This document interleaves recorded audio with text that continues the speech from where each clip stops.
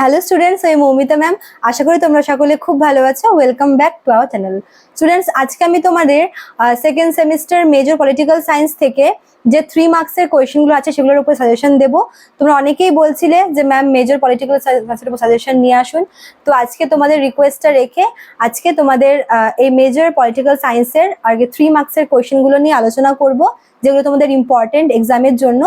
তো একটা ক্লাসে যেহেতু সবগুলো কভার করা পসিবল না, তাই আমি বিভিন্ন পার্টে পার্টে নিয়ে আসবো। তো আজকে তোমাদের হচ্ছে পলিটিক্যাল সায়েন্সের যে পার্ট 1 3 মার্কসের কোয়েশ্চেনগুলো নিয়ে আলোচনা করব।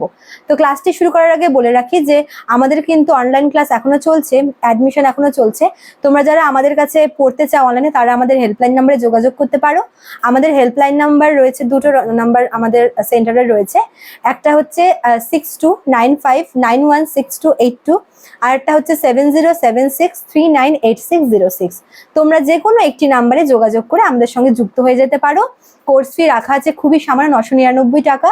তোমরা যারা এখন অ্যাডমিশন নেবে তোমাদেরকে সেম অ্যামাউন্টটাই পে করতে হবে, এবং তোমরা কিন্তু বিগত মাসের সব নোটস পেয়ে যাবে। ঠিক আছে, চলো দেরি না করে ক্লাসটি শুরু করে দিই। তোমাদের আজকে 3 মার্কসের কোয়েশ্চেন নিয়ে আলোচনা করব পলিটিক্যাল সায়েন্সে। তো তোমরা খাতা পেন নিয়ে বসো, তোমরা নোট ডাউন করে নিও। আমি এক এক করে পরপর বলবো, ঠিক আছে? চলো শুরু করি। দেখো, প্রথমে যেটা রয়েছে সেটা তোমাদের হচ্ছে, আমি ইংলিশে বলবো, ঠিক আছে? তোমরা আর বাংলাতেও বলে দেবো, ট্রান্সলেট করে দেবো, তোমাদের অসুবিধা হওয়ার কথা না। চলো, 1 নম্বরে রয়েছে হচ্ছে significance of the preamble to the constitution of India.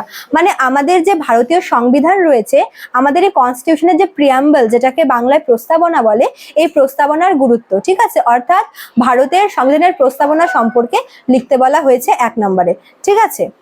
তারপর আমাদের 2 নম্বরে রয়েছে হচ্ছে article 368 of the constitution of India.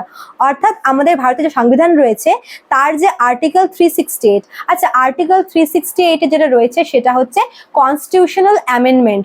অর্থাৎ এই যে আমাদের যে কনস্টিটিউশনটা, সেটা লাগু হওয়ার পর আজকের দিন পর্যন্ত কিন্তু বেশ কয়েকবার হচ্ছে অ্যামেন্ড হয়েছে, মানে যেটাকে আমরা বাংলায় বলি হচ্ছে কারেকশন হচ্ছে, তাই না? মানে সংশোধন হয়েছে, সরি। তো এই সংশোধিত হওয়ার যে আর কি ব্যাপারটা, সেটা আর্টিকেল 368 এ বলা আছে, যেখানে কনস্টিটিউশনাল অ্যামেন্ডমেন্ট বা সংবিধান সংশোধন হওয়ার কথা বলা রয়েছে, ঠিক আছে? এটা তোমাদের 2 নাম্বার। 3 নম্বরে তোমাদের রয়েছে হচ্ছে স্পিকার অফ লোকসভা। লোকসভার যে স্পিকার রয়েছে, যাকে বাংলায় অধ্যক্ষ বলে, তার আর কি ব্যাপারে বলেছে। এখানে স্পিকারকে কত নম্বর আর্টিকেলে বলা হয়েছে, স্পিকারের টেনিওর, স্পিকারের কাজ, স্পিকারের হচ্ছে তোমার বেতন, স্পিকারের পদত্যাগপত্র কাকে জমা দেয়, সমস্ত কিছু কিন্তু তোমাদের এখানে লিখতে হবে, ঠিক আছে? তারপর দেখো, তোমাদের 4 নম্বরে বলেছে ভাইস প্রেসিডেন্ট অফ ইন্ডিয়া, ভারতের উপরাষ্ট্রপতি। দেখো, ভারতের উপরাষ্ট্রপতি কিন্তু রাজ্যসভার চেয়ারম্যান হিসেবেও কাজ করে। কাজেই তোমাদের হয় এভাবে আসতে পারে যে ভাইস প্রেসিডেন্ট হিসেবেও আসতে পারে, আবার এভাবেও বলতে পারে যে আর কি রাজ্যসভার চেয়ারম্যানের ব্যাপারে লেখো, ঠিক আছে? দুটোর উত্তর কিন্তু একই হবে, ঠিক আছে? তো উপরাষ্ট্রপতি বা রাজ্যসভার চেয়ারম্যান একই। তো তোমরা যখন এরকম টাইপের কোনো কোয়েশ্চেন আসবে, তোমরা কিন্তু একদমই কনফিউজড হবে না, ঠিক আছে? দুটো কিন্তু সেমই হবে। তারপর দেখো, 5 নম্বরে বলেছে difference between fundamental rights and directive principles of state policy. Fundamental rights অর্থাৎ মৌলিক অধিকার, নাগরিকদের যে 6টি মৌলিক অধিকার দেওয়া রয়েছে, এবং যে বিভিন্ন আর কি নির্দেশাত্মক নীতিগুলি রয়েছে, এই দুটোর মধ্যে মানে পার্থক্যটা কি, হ্যাঁ ডিফারেন্সটা চেয়েছে, ঠিক আছে? যেখানে আর কি মৌলিক অধিকার এবং নির্দেশমূলক নীতি, এই দুটোর মধ্যে পার্থক্য কি। তারপর দেখো, তোমাদের 6 নম্বরে বলেছে discretionary power of the governor. রাজ্যের যে গভর্নর রয়েছেন বা যাকে রাজ্যপাল বলে, রাজ্যপালের যে বিবেচনামূলক আর কি ক্ষমতা, যেখানে দেখো যে আমরা যদি রাজ্যপালের কথা আসি, তাহলে রাজ্যপালের ক্ষমতা কিন্তু অনেকটা রাষ্ট্রপতির মতো। মনে করো যে বিধানসভায় যদি কোনো আর কি বিল পেশ হচ্ছে, সেটা সবার প্রথমে মানে বিল আর কি পাস হওয়ার পরে সেটা যায় হচ্ছে রাজ্যপালের কাছে। রাজ্যপাল সেটাকে নিজের কাছে রাখতেও পারে, সাইনও করতে পারে, অথবা আবার রিটার্ন করতে পারে। তো এই যে এই অধিকারগুলি বা এই ক্ষমতাগুলি, এগুলি কিন্তু রাজ্যপালের রয়েছে। তো এগুলোকে হচ্ছে বিবেচনামূলক ক্ষমতা বলে। তো রাজ্যপালের এই ক্ষমতাগুলোকেই কিন্তু তোমাদের এখানে লিখতে বলেছে, ঠিক আছে? তারপর দেখো, 7 নম্বরে তোমাদের বলেছে হচ্ছে fundamental duties of Indian citizens. আমাদের নাগরিকদের, ভারতীয় নাগরিকদের যে তোমার 11টি মৌলিক কর্তব্য রয়েছে, মৌলিক অধিকার হচ্ছে ফান্ডামেন্টাল রাইটস, আর ফান্ডামেন্টাল ডিউটি হচ্ছে তোমার মৌলিক কর্তব্য। তোমরা কিন্তু কনফিউজ হবে না দুটোর মধ্যে, ঠিক আছে? তো আমাদের মৌলিক অধিকার রয়েছে 6টা এবং মৌলিক কর্তব্য রয়েছে আমাদের 11টা। তো এখানে তোমাদের চেয়েছে হচ্ছে ফান্ডামেন্টাল ডিউটি মানে মৌলিক কর্তব্য, অর্থাৎ আমাদের ভারতীয় নাগরিকদের যে মৌলিক কর্তব্যগুলি রয়েছে 11টা, সেগুলি কি কি, ঠিক আছে? আচ্ছা, তারপর দেখো বলেছে ডিসকাস অ্যাবাউট পিআইএল। পিআইএল এর ফুল ফর্ম হচ্ছে পাবলিক ইন্টারেস্ট লিটিগেশন, যাকে বাংলায় বলে হচ্ছে জনস্বার্থ মামলা, ঠিক আছে? তো জনস্বার্থ মামলার এই টার্মটা কিন্তু রিসেন্টলি খুব পপুলার হয়েছে। তো জনস্বার্থ মামলার ব্যাপারে তোমাদের কিন্তু লিখতে বলা হয়েছে, ঠিক আছে? তারপর দেখো 9 নম্বরে তোমাদের বলেছে হচ্ছে ন্যায় পঞ্চায়েত, ঠিক আছে? ন্যায় পঞ্চায়েত কি? দেখো পঞ্চায়েত রাজ ব্যবস্থার একটি অংশ হচ্ছে তোমার ন্যায় পঞ্চায়েত। তো ন্যায় পঞ্চায়েত কি, এখানে কি কি কাজ হয়, এর আর কি সদস্যদের কার্যকালের সময়সীমায় সমস্ত কিছু তোমাদের লিখতে হবে, ঠিক আছে? তারপর দেখো তোমার 10 নম্বরে বলেছে হচ্ছে গ্রাম সভা। গ্রাম সভাকে পঞ্চায়েত ব্যবস্থার হচ্ছে তোমার বেস স্টোন বলে, বা যেটাকে ভিত্তিপ্রস্তর বলে। তো গ্রাম সভা কি, গ্রাম সভা আয়োজন করা হয় কখন, কে কে পার্টিসিপেট করে, এই সমস্ত কিছু তোমাদের কিন্তু লিখতে হবে গ্রাম সভার মধ্যে, ঠিক আছে? আচ্ছা, তারপর দেখো তোমাদের 11 নম্বরে রয়েছে এমার্জেন্সি প্রভিশনস, বা যেটাকে হচ্ছে আমরা বলবো যে জরুরি অবস্থা। যে জরুরি অবস্থা যে রয়েছে আমাদের ভারতে 3 রকমের রয়েছে, জাতীয়, রাজ্য আর হচ্ছে আর্থিক। তো এই জরুরি অবস্থাগুলি বা এমার্জেন্সি প্রভিশনস গুলো তোমাদের কিন্তু লিখতে হবে, ঠিক আছে?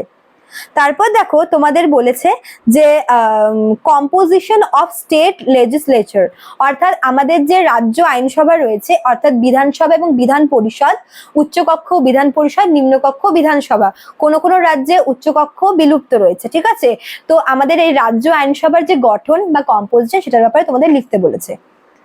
নেক্সট তোমাদের বলেছে হচ্ছে জুডিশিয়াল অ্যাক্টিভিজম, ঠিক আছে? বিচার বিভাগীয় যে কার্যাবলী আছে সেটা, ঠিক আছে? নেক্সট তোমাদের বলেছে election of president of India. প্রেসিডেন্টের ইলেকশনটা মানে দেশের রাষ্ট্রপতি কিভাবে নির্বাচিত হয়। দেখো আমরা জানি যে দেশের রাষ্ট্রপতি নির্বাচন করে হচ্ছে পার্লামেন্টের উভয় কক্ষের ইলেক্টেড মেম্বাররা এবং সেই সাথে বিভিন্ন রাজ্যের বিধানসভার ইলেক্টেড মেম্বাররা, ঠিক আছে? তো এই নির্বাচনের কিন্তু বেশ কতগুলি প্রসেস রয়েছে, তোমাদের সেগুলি এক এক করে লিখতে হবে, ঠিক আছে? তারপর তোমাদের বলেছে হচ্ছে features of the constitution of India. আমাদের সংবিধানের যে সমস্ত ফিচার্স বা বৈশিষ্ট্যগুলি রয়েছে, যেরকম মনে করো যে আমাদের কনস্টিটিউশন কি পৃথিবীর সব থেকে বড় এবং সব থেকে জটিল কনস্টিটিউশন। তারপরে মনে করো যে এখানে আমরা একক নাগরিকতার ধারণা দেখি। তারপরে এখানে হচ্ছে আমরা দ্বিকক্ষ বিশিষ্ট আইনসভা রয়েছে কেন্দ্রে।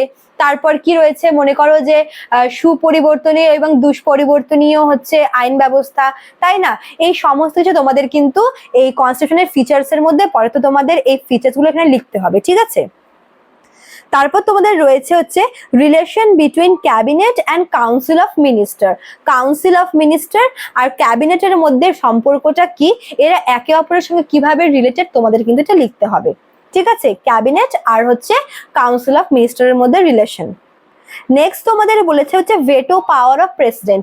দেখো 4 রকমের মোট ভেটো পাওয়ার রয়েছে প্রেসিডেন্টের, কিন্তু আমাদের ভারতবর্ষে মোট মানে আমাদের ভারতে যে প্রেসিডেন্ট রয়েছে তার হাতে কিন্তু মোট 3 রকমের ভেটো পাওয়ার রয়েছে, ঠিক আছে? তো এই প্রেসিডেন্টের এই ভেটো ক্ষমতাকে আর কি তোমাদের এখানে চেয়েছে, ঠিক আছে? নেক্সট তোমাদের বলেছে হচ্ছে আর্টিকেল 352। আর্টিকেল 352 কিন্তু ডিল করে কিসের সাথে, আমাদের যে জাতীয় জরুরি অবস্থা অর্থাৎ আমাদের যে ন্যাশনাল এমার্জেন্সি, তার সঙ্গে কিন্তু তোমার হচ্ছে ডিল করে এই আর্টিকেল 352। দেখো আমাদের যে ন্যাশনাল এমার্জেন্সি সেটা কিন্তু বেশ কয়েকবার লাগু হয়েছিল। ফর এক্সাম্পল 1962-তে ইন্দো চায়না ওয়ারের সময় লেগেছিল। 1971-এ হচ্ছে তোমার ওই বাংলাদেশের যখন মুক্তযুদ্ধ হয়েছিল তখন হয়েছিল। আরেকবার 1975-এ আমাদের ইন্ডিয়ার ইন্টারনাল কিছু ক্রাইসিস চলছিল, সেই সময় আর কি লাগু হয়েছিল। তো 352 মনে করো যে তোমাদের এই আর্টিকেল গুলো না দিয়ে তোমাদের হাতে বলে দিল যে ন্যাশনাল এমার্জেন্সি, একই কিন্তু তোমাদের কোয়েশ্চেন, ঠিক আছে? আর্টিকেল 352 আর তোমার ন্যাশনাল এমার্জেন্সি সেম। তো তোমরা কিন্তু একদমই কনফিউজড না হয়ে তোমরা লিখে দেবে, ঠিক আছে? আচ্ছা, তারপর তোমাদের রয়েছে হচ্ছে ডিসেন্ট্রালাইজেশন অর্থাৎ বিকেন্দ্রীকরণ, ক্ষমতার বিকেন্দ্রীকরণ। দেখো প্রথমে কেন্দ্র থেকে রাজ্য, রাজ্য থেকে তারপরে যে লোকাল সেলফ গভর্নমেন্ট গুলো রয়েছে, এইভাবে কিন্তু আমরা দেখেছি যে আমাদের ভারতে কিন্তু ক্ষমতার বিকেন্দ্রীকরণ হয়েছে।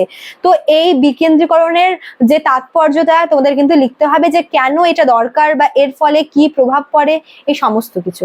ওকে, আর তোমাদের এখান থেকে যেটা লাস্ট সেটা তোমাদের রয়েছে হচ্ছে কোলিজন পলিটিক্স, বা যেটাকে হচ্ছে বলে সংযুক্ত আর কি রাজনীতি। তোমাদের এটাও কিন্তু ইম্পর্টেন্ট, ঠিক আছে?